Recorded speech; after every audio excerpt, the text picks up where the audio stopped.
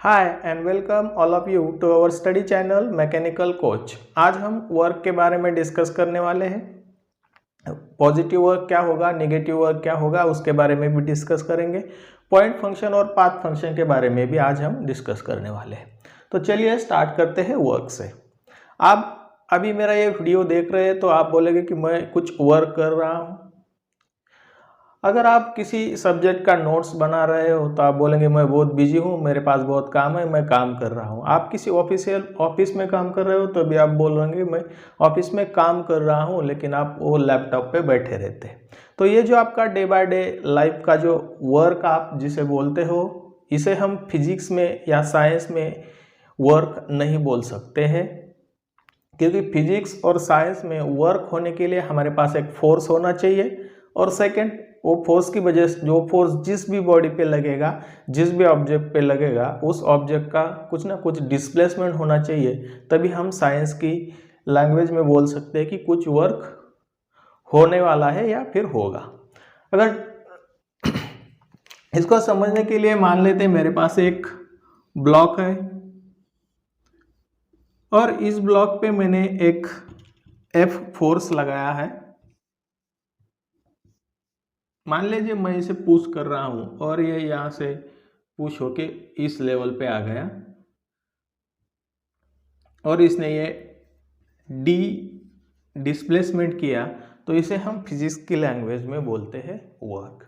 तो work is nothing but the product of force and displacement. हम generally work को define करते हैं, वर्क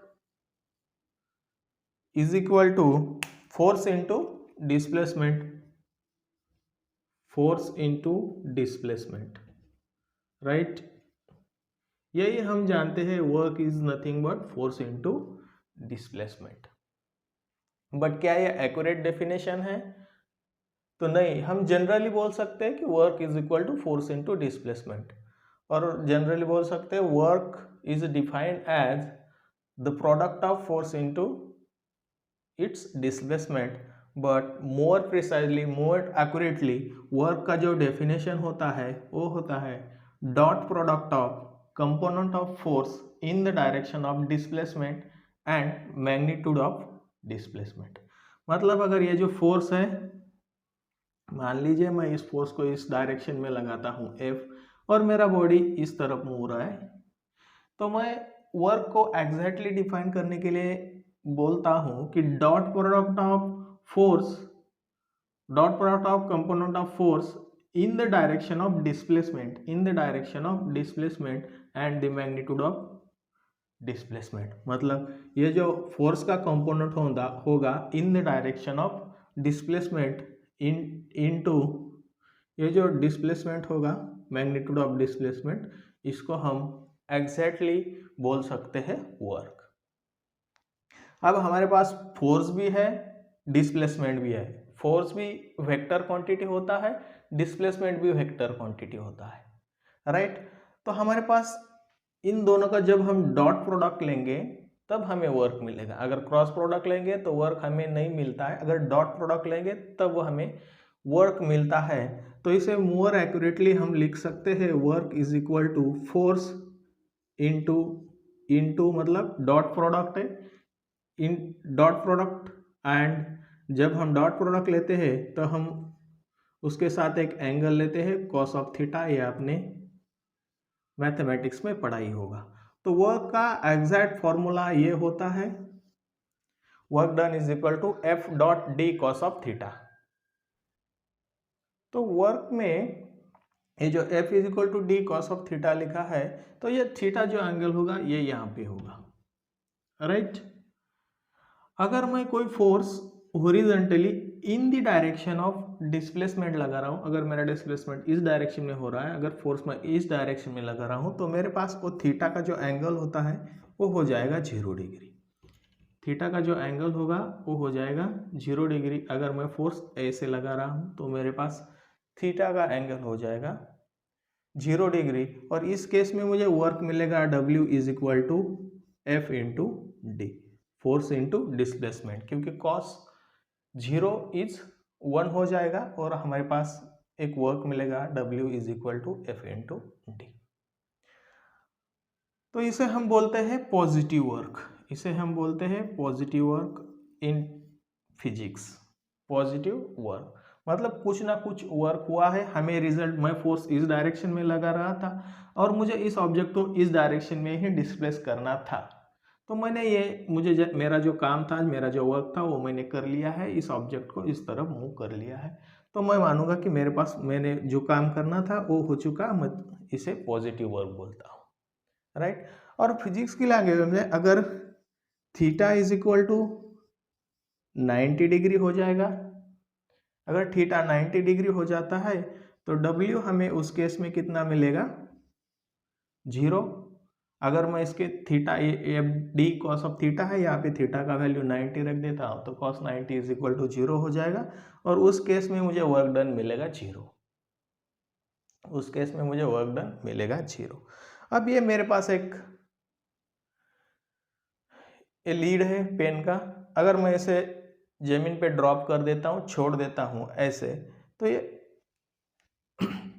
अगर ये मेरे पास एक, मान लीजिए मेरा पेन है और अगर मैं इसे इस जमीन पे ड्रॉप करता हूँ, लैंड पे ड्रॉप करता हूँ, तो इस डायरेक्शन में एक फोर्स लगेगा mg, राइट, और ये जितना हाइट होगा होगा h।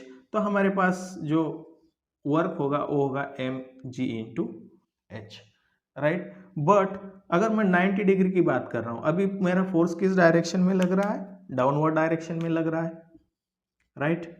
समझ लीजिए ये mg को मैं ऊपर लिख रहा हूँ, f is equal to mg है मेरे पास।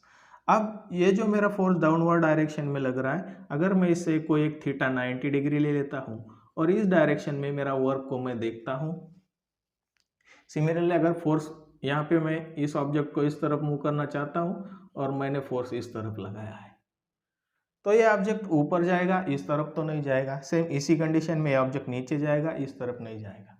तो उस केस में हमारा जो वर्क होगा वो हमें मिलेगा 0, वर्क जो मिलेगा हमें वो मिलेगा 0, क्योंकि अगर मैं एक ऑब्जेक्ट को इस तरफ लेके जाना चाहता था लेकिन मेरा जो कॉस थीटा है उसका डिग्री 90 डिग्री था, तो मैं फोर्स इस डायरेक्शन में लगा रहा था, तो ये ऑब्जेक्ट इस तरफ जाएगा ही नहीं, मुझे जो रिक्वायर्ड वर्क था वो वर्क मिलेगा ही नहीं, तो वर्क वहाँ पे 0 हो जाएगा। मान लेते ये दीवार है, अगर इस दीवार को मैं पुश करना चाहता हूँ, अगर दीवार का डिस्प्लेसमेंट ही नहीं होगा, डिस्प्लेसमेंट नहीं होगा तो अभी भी उस केस में भी वर्क 0 हो जाएगा, क्योंकि फोर्स इंटू डिस्प्लेसमेंट है। अगर डिस्प्लेसमेंट 0 हो जाएगा तो उस केस में फोर्स भी 0 हो जाएगा। तो कह सकते हैं कि थीटा 90 डिग्री होगा तो उस केस में वर्क डन 0 होगा, और अगर थीटा का वैल्यू 180 डिग्री हो जाएगा तो 180 डिग्री हो जाएगा तो वो जो वर्क डन है वो हमें मिलेगा नेगेटिव, बिकॉज 180 माइनस 1 हो जाएगा और उस केस में हमें वर्क डन मिलेगा माइनस एफ इंटू डी। अब ये किस केस में होता है, फ्रिक्शन की केस में होता है। इस ऑब्जेक्ट को मैं फोर्स तो इस डायरेक्शन में लगा रहा हूँ, लेकिन इसके ऊपर एक फ्रिक्शन फोर्स लगेगा, वो अपोजिट डायरेक्शन में लगेगा, मतलब इस दोनों के बीच में जो एंगल होगा वो 180 डिग्री होगा।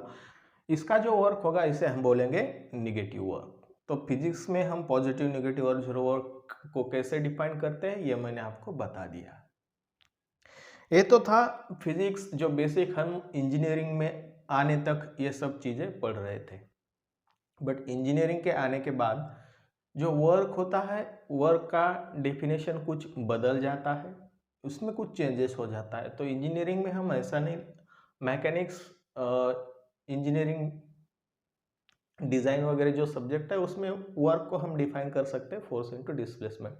बट अभी हम थर्मल इंजीनियरिंग या थर्मोडायनेमिक्स पढ़ रहे हैं, तो उसमें वर्क का डेफिनेशन कुछ अलग होता है। थर्मोडायनेमिक्स में वर्क को बोलते हैं अगर किसी सिस्टम और सराउंडिंग के बीच में एनर्जी का ट्रांसफर हो रहा है तो उसे हम बोलेंगे वर्क। एनर्जी अगर ट्रांसफर हो रही है किसी सिस्टम और सराउंडिंग में तो उसे हम थर्मोडायनेमिक्स में बोलते हैं। थर्मोडायनेमिक्स में वर्क का क्या मीनिंग होता है इसे समझने के लिए मैंने यहाँ पे एक ड्राइंग निकाला है। अब इस ड्राइंग में आप देख पा रहे हो यहाँ पे एक स्टरर लगाया हुआ है, यहाँ पे एक पुली है और यहाँ पे एक वेट लगाया हुआ है।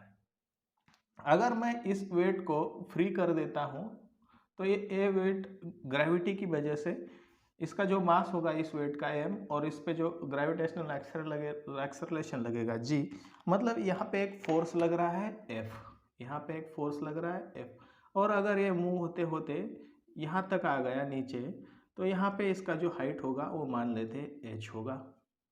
अब इसकी पोटेंशियल एनर्जी आप इसे बोलेंगे mgh, मतलब हमारे पास पोटेंशियल एनर्जी होता है mg इंटू h,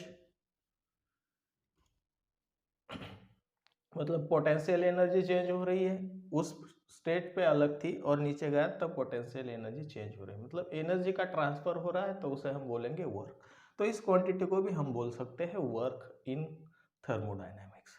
अब ये जो वर्क होगा ये इसे नीचे खींचेगा और यहाँ पे जो अरेंजमेंट होगा यहाँ पे ये रोटेट हो जाएगा, वहाँ पे ये जो स्टीरर होगा वो रोटेट हो जाएगा और उसका वैल्यू होगा हमारे पास T इंटू थीटा। इसके ऊपर जो टॉर्क लगेगा और वो जिस एंगल पे रोटेट होगा उसे हम बोलेंगे रोटेशनल एनर्जी। तो ये रोटेशनल एनर्जी मतलब एनर्जी भी ट्रांसफर हो रही है, उसे भी हम वर्क कह सकते हैं। अगर इसको मैं फुली इंसुलेटेड मान लेता हूँ, D Q is equal to 0 कर देता हूँ, तो इसके अंदर का जो फ्लूइड होगा उसका टेम्परेचर बढ़ेगा due to rotation, due to movement, अगर ये रोटेट होगा तो इसके अंदर के जो मॉलिक्यूल्स उनके काइनेटिक एनर्जी बढ़ेगी, काइनेटिक एनर्जी बढ़ेगी तो टेम्परेचर बढ़ेगा, और उस केस में इसके हीट का जो फॉर्मूला होता है mcv डेल्टा टी, इसमें भी कुछ चेंजेस होगा तो इसे भी हम बोल सकते हैं। अगर ये हीट एनर्जी लिख देता हूँ मैं इसको कॉमनली, तो यहाँ पे आप देख रहे हैं कि हीट एनर्जी भी चेंज हो रही है, मतलब एनर्जी का ट्रांसफर हो रहा है, एनर्जी एक फॉर्म में दूसरे फॉर्म में चले जा रही है, या एनर्जी सिस्टम और सराउंडिंग में इंटरचेंज हो रही है, तो उस केस में हम थर्मोडायनेमिक्स में बोलते हैं उसको वर्क। थर्मोडायनेमिक्स में उसको बोलेंगे हम works. Energy transferable is called work. अब कई बार इसके ऊपर क्वेश्चन एमसीक्यू टाइप एग्जाम जो होते हैं उसमें कई बार इसमें क्वेश्चन आया हुआ है कि अगर ये जो वेट है मैं इसको इस हाइट से नीचे कर देता हूँ तो इसके टेम्परेचर में कितना बदलाव आता है, तो उस केस में हम इस तीनों का वर्क जो है वो सेम होगा, तो इस तीनों को हम इक्वल कर देंगे और हमें जो फाइंड आउट करने के लिए बोला है इसको हम इजीली फाइंड आउट कर सकते हैं। अगर टेम्परेचर बढ़ाने के लिए बोला है, टेम्परेचर निकालने के लिए बोला, तो ये इक्वेशन इज इक्वल टू इसको रखेंगे तो टेम्परेचर मिल जाएगा। अगर हाइट निकालने के लिए बोला है तो टेम्परेचर दिया होगा, तो यहाँ से आप उसको इजीली कैलकुलेट कर सकते हो। दूसरे और कई सारे एग्जाम्पल है इसमें जहाँ पे एनर्जी ट्रांसफर होगा उसे हम वर्क बोलेंगे। आप खाली थर्मोडायनेमिक्स में इतना याद रखिएगा। अब थर्मोडायनेमिक्स में वर्क पॉजिटिव भी हो सकता है और वर्क निगेटिव भी हो सकता है, बट जैसे हमने फिजिक्स में देखा था तो वैसे हम उसको डिफाइन नहीं कर सकते हैं डायरेक्शन देख के।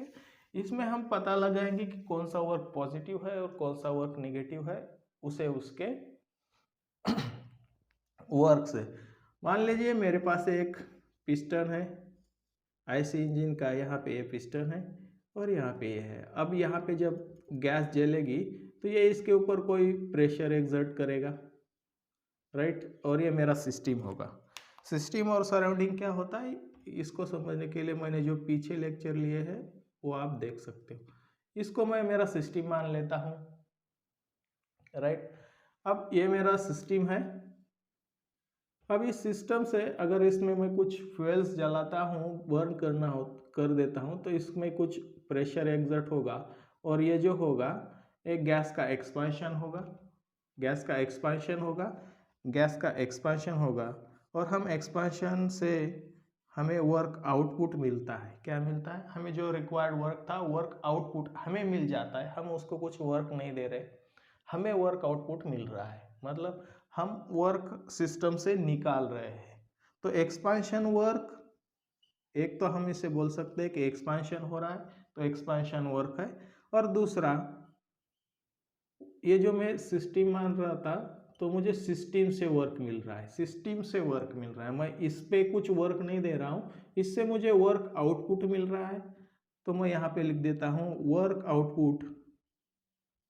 आउटपुट फ्रॉम सिस्टम इसे हम कंसिडर करेंगे positive. Work output from system इसे हम कंसिडर करेंगे पॉजिटिव। अगर एक्सपेंशन वर्क है तो उसे भी हम पॉजिटिव कंसिडर करेंगे, और वर्क हमें सिस्टम से मिल रहा है तो उसे भी हम पॉजिटिव कंसिडर करेंगे। अब सेम इसको मैं रिवर्स कर देता हूँ। ये मेरे पास एक कंप्रेसर है, मैं इसको कंप्रेस करना चाहता हूँ। अब मेरे पास पिस्टन यहाँ पे है, ओके, ये मेरा सिस्टम है, यहाँ पे कुछ गैस है। अब इस गैस को मैं कंप्रेस करना चाहता हूँ। ये मेरा सिस्टम है, राइट। ये यहाँ तक मेरा इतना सिस्टम है। इस सिस्टम पे मैं वर्क करना चाहता हूँ, इस पे मैंने फोकस किया है। अब मैं इसका वॉल्यूम कम करना चाहता हूँ, कंप्रेस करना चाहता हूँ, तो मैं इस क्या करूँगा, कुछ फोर्स लगा के इसको ऊपर की तरफ प्रेस करूँगा। मतलब मैं कुछ फोर्स लगा रहा हूँ। किसी अदर सोर्स से हम इस पे सिस्टम पे कोई फोर्स लगा रहे हैं, मतलब हम सिस्टम के ऊपर कुछ वर्क कर रहे हैं। हम सिस्टम के ऊपर, जब ये यहाँ तक आएगा तो इसका डिस्प्लेसमेंट भी होगा d, तो यहाँ से जो फोर्स लगेगा, फोर्स इंटू डिस्प्लेसमेंट वर्क होगा। तो वर्क हम सिस्टम को दे रहे हैं, वर्क हम सिस्टम को सप्लाइड कर रहे हैं। तो सप्लाई यहाँ पे लिखता हूँ, work supplied to system, work supplied to system,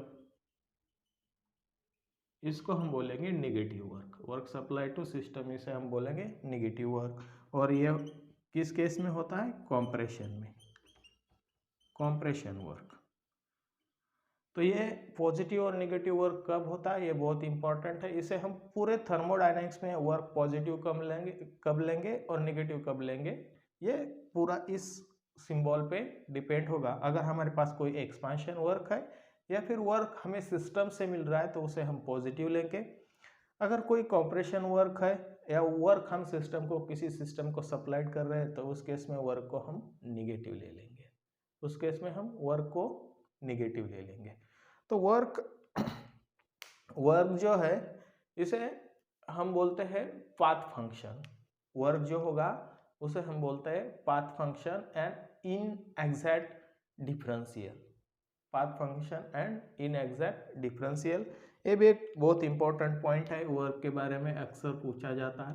work is क्या है, पाथ फंक्शन है। अब पाथ फंक्शन और पॉइंट फंक्शन ये अभी हम देखेंगे कुछ ही देर में। तो वर्क क्या है, पाथ फंक्शन है, इनएग्जैक्ट डिफरेंशियल है, इनएग्जैक्ट डिफरेंशियल होता है, okay. Work is path function, inexact differential and boundary phenomena. मतलब अगर कोई वर्क हो रहा है नहीं हो रहा है, या उसको रिकॉग्नाइज करने के लिए हमारे पास उसकी बाउंड्री में चेंजेस होना चाहिए। जैसे कि ये मेरे पास कंप्रेसर था,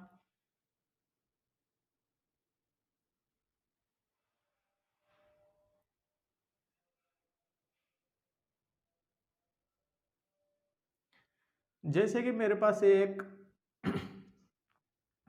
आईसी इंजन का सिलेंडर था, तो ये मेरा सिस्टम था। अब इस सिस्टम का ये जो बाउंड्री होगा, अगर ये बाउंड्री को मैं देखता हूं, अगर ये बाउंड्री एक्सपांड होगा तो भी वर्क होगा, ये बाउंड्री कॉम्प्रेस होगा तो भी वर्क होगा। मतलब इस बाउंड्री को देख के भी मैं बता सकता हूं कि वर्क हो रहा है या नहीं हो रहा है, तो उसे हम बोलते हैं बाउंड्री फिनोमेना। वर्क को रिकॉग्नाइज करने के लिए हमें बाउंड्री की जरूरत पड़ेगी।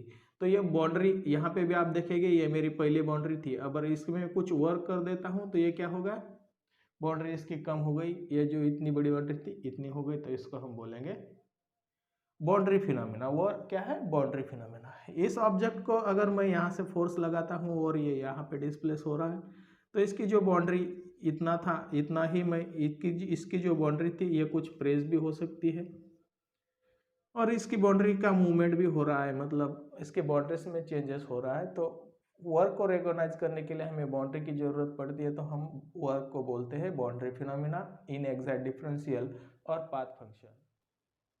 So path function is nothing but the function whose value depend on a path followed by a process irrespective to its initial and final state। मतलब पाथ फंक्शन एक ऐसा फंक्शन है जिसका वैल्यू उस प्रोसेस के पाथ पे depend होगा irrespective to its initial and final step. मतलब अगर एक कोई प्रोसेस 1 से 2 कैरी आउट हो रहा है, 1 से 2 जा रहा है, तो वो जिस पाथ को फॉलो करेगा उस पाथ पे उसका वैल्यू डिपेंड होगा।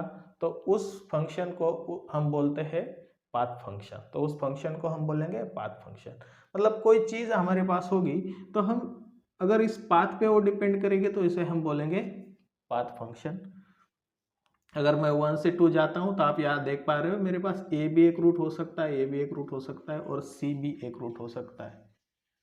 और अगर इस रूट से जाने से मुझे कुछ डिफरेंसेस मिल जाते हैं तो उस क्वांटिटी को मैं बोलता हूँ, उस फंक्शन को मैं बोलता हूँ पाथ फंक्शन। एक वर्क का एग्जांपल यहाँ पे हम ले लेते हैं, क्योंकि अभी हमने वर्क पढ़ा है और वर्क के लेक्चर में मैंने आपको बताया भी कि work is a path function. तो इसका मीनिंग क्या होता है अब समझ लेते हैं। वर्क, ये मैंने पीवी डायग्राम निकाला है, तो वर्क में पीवी डायग्राम में जो वर्क होता है वो होता है P इंटू डी वी। ये हम आगे चल के देखेंगे। अब इसमें ये जो प्रोसेस है ए बी और सी, ये 3 अलग अलग डिफरेंट प्रोसेस है। प्रोसेस ए के लिए ये बात है, प्रोसेस बी के लिए ये और सी के लिए ये। अब इसमें जो वर्क डन होगा वो पाथ चेंज होगा तो इसका वर्क डन भी चेंज होगा। अगर ये ए प्रोसेस के लिए मैं वर्क की बात करता हूँ तो ये जो लाइन दिखा रहा हूँ मैं, ये इसका वर्क होगा। अगर ए की बात करता हूँ तो एरिया अंडर पीवी डायग्राम हमारा वर्क होता है, ये आगे चल के देखेंगे। बट ये जो 1 to 2 अगर मैं ए पाथ फॉलो करता हूँ तो ये जो शेडेड एरिया है वो मेरा वर्क डन हो जाएगा। जो शेडेड एरिया है वो मेरा वर्क डन हो जाएगा। तो यहाँ से प्रोसेस ए के लिए मैं वर्क डन लिख सकता हूँ। मान लीजिए मेरा प्रोसेस ए है तो इसके लिए मेरा वर्क डन शेडेड एरिया क्या है, A1 A2 B। मतलब A1 A2 B, ये जो शेडेड एरिया है ब्लू कलर से दिखाया हुआ, ये मेरा प्रोसेस ए के लिए वर्क डन है। वर्क के लिए बात कर रहा हूँ मैं। अब मैं सपोज ये प्रोसेस बी फॉलो करता हूँ तो उस केस में मेरा बी के लिए शेडेड एरिया ये भी इसमें आ जाएगा, ये भी इतना एरिया भी इसमें ऐड हो जाएगा। अगर प्रोसेस बी की बात करता हूँ तो क्योंकि प्रोसेस का पाथ ये है तो यहाँ पे ये वर्क डन है, शेडेड एरिया जो रहेगा इसमें ये ऐड हो जाएगा। अब इस एरिया में इतना एरिया ऐड हो जाएगा। मतलब अगर मैं प्रोसेस चेंज कर रहा हूँ, पाथ चेंज कर रहा हूँ तो वर्क डन चेंज हो रहा है, वर्क चेंज हो रहा है, तो work is a path function. और पाथ फंक्शन डिफाइन करते हैं its function whose value depend on path followed by process irrespective to its initial and final state. अब पाथ फंक्शन जो होता है वो इनएग्जैक्ट डिफरेंशियल और इनपरफेक्ट डिफरेंशियल होता है, ये मैंने बताया है, फिर भी लिख देता हूं यहाँ पे इनएग्जैक्ट, और इसे हम इनपरफेक्ट डिफरेंशियल भी बोल सकते हैं। Path function is inexact and imperfect differential. इसमें और एक बहुत इंपॉर्टेंट पॉइंट है, पाथ फंक्शन के जो एग्जाम्पल है वो है work and heat. Work and heat, तो वर्क एंड हीट को हम पाथ फंक्शन बोलते हैं। ये बहुत इंपॉर्टेंट है, इसे जरूर याद रखिएगा। तो वर्क कैसे पाथ फंक्शन हो सकता है ये तो मैंने अभी आपको एक्सप्लेन किया है। अब जब नेक्स्ट लेक्चर में हम हीट देखेंगे तो वहाँ पे भी मैं हीट को हम पाथ फंक्शन कैसे बोलते हैं ये दिखा सकता हूँ। तो यहाँ पे वर्क और हीट जो है वो पाथ फंक्शन के एग्जाम्पल है, इसे हम पाथ फंक्शन बोल सकते हैं। अब नेक्स्ट फंक्शन होता है हमारे पास पॉइंट फंक्शन। ये तो मैंने पाथ फंक्शन बोला, अब पॉइंट फंक्शन। पाथ फंक्शन में जो वैल्यू होगा फंक्शन का वो पाथ पे डिपेंड करेगा। सिमिलरली अगर कोई सिस्टम में उसका जो वैल्यू होगा, किसी फंक्शन का वैल्यू होगा, वो अगर उसके पॉइंट पे डिपेंड करेगा तो उसे हम बोलेंगे पॉइंट फंक्शन। तो point function is defined as a function whose value is depend on initial and final state of system irrespective to its path followed by process। मतलब अगर मेरे पास मैं फिर से एक पीवी डायग्राम निकालता हूँ और मेरा एक प्रोसेस 1 to 2 जा रहा है, 1 to 2 जा रहा है। सिमिलर यही केस है, 1 to 2 जा रहा है।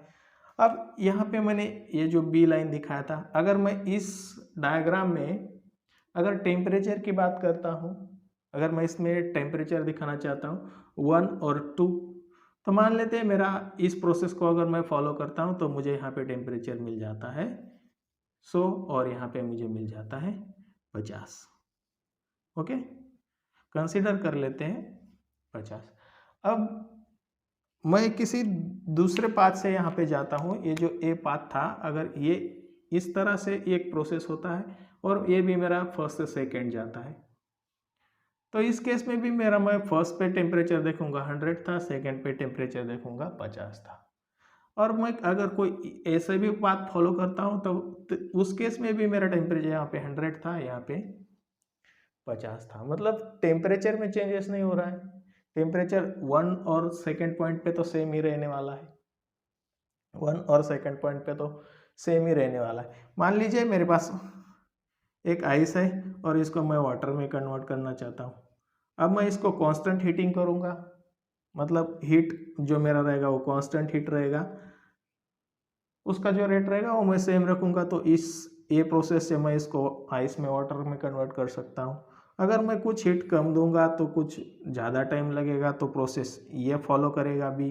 अगर मैं उसको बहुत ज़्यादा हीट करूँगा तो ये जल्दी हीट हो जाएगा, तो प्रोसेस सी फॉलो करेगा। कंसिडर कर रहा हूँ।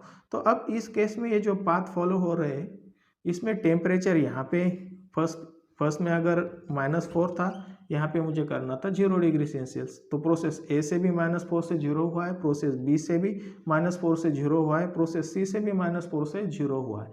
मुझे रिजल्ट क्या चाहिए था? -4 को 0 करना चाहिए था। अब ए पॉइंट और इस पॉइंट, ये दो पॉइंट पे ही इसका वैल्यू डिपेंड कर रहा है, ना कि इस पाथ पे। तो इस ऐसे क्वांटिटी को, ऐसे फंक्शन को हम बोलते हैं पॉइंट फंक्शन। ऐसे फंक्शन को हम बोलते हैं पॉइंट फंक्शन। तो point function is defined as a function whose value is depend on initial and final state of process and does not depend on path followed by a system. A path function is exact and perfect differential. Sorry, path function is inexact and imperfect differential था, तो point function is exact and perfect differential होता है, and perfect differential होता है। Okay, और अगर point function के example की बात करते हैं तो all properties are point function. All properties are point function. अब ऑल प्रॉपर्टीज इंटेंसिव हो, एक्सटेंसिव हो, वो कौन सी भी प्रॉपर्टी हो, उसको हम बोल सकते हैं पॉइंट फंक्शन। अब इंटेंसिव प्रॉपर्टी, एक्सटेंसिव प्रॉपर्टी क्या है, इसको देखने के लिए आपको हमारे पिछले वाले वीडियो देखने पड़ेंगे।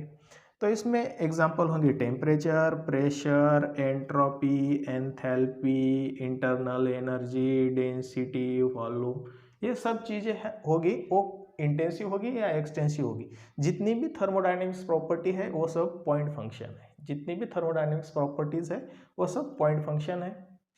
और work and heat path function है, इसीलिए हम वर्क और हीट को प्रॉपर्टीज नहीं बोलते हैं। वर्क और हीट को प्रॉपर्टीज नहीं बोलते। अगर वर्क और हीट प्रॉपर्टीज होती तो हम उसे पॉइंट फंक्शन बोलते। तो यहाँ पे मैंने आपको पाथ और पॉइंट फंक्शन के बारे में बताया।